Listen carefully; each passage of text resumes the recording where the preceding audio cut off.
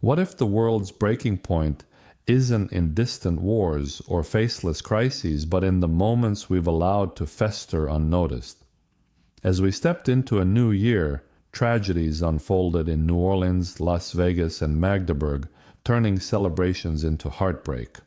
These weren't isolated events. They were symptoms of something far more insidious, a world where the soul is neglected and the essence of humanity is slipping through our fingers. Consider this.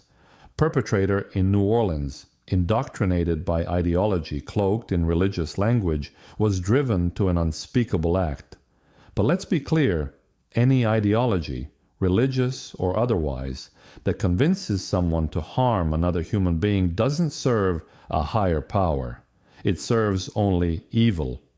At its core, the purpose of religion, of community, of belief is to feed the soul, to heal, to uplift, to connect.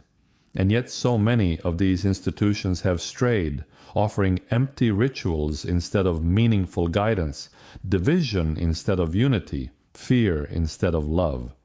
Is it any wonder that in this void, disconnection reigns? Across the world, we see a divide, not just between nations or ideologies, but between the very essence of good and evil, not in some abstract mythical sense, but in the simple truth of human behavior. A good soul seeks to nurture, to build, to connect. A bad soul, be it an individual, an institution, or an ideology, seeks only to destroy, to dominate, to sever the bonds that hold us together. This is where we stand now, at a crossroads. Are we brave enough to acknowledge that our collective systems, political, religious, societal, have failed us? That instead of nourishing humanity's innate potential for good, they have too often stoked the fires of division and despair? Here's the truth no one wants to face. The world will not change unless we do. Not governments, not religions, not ideologies. Us.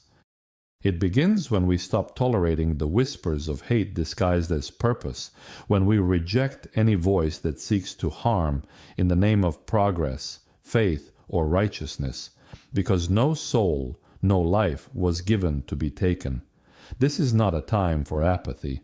It is a time for action, for courage, for a collective reclaiming of what it means to be human. We must be the ones to rebuild what has been broken, not with anger but with compassion, not with vengeance but with justice, not with fear but with hope.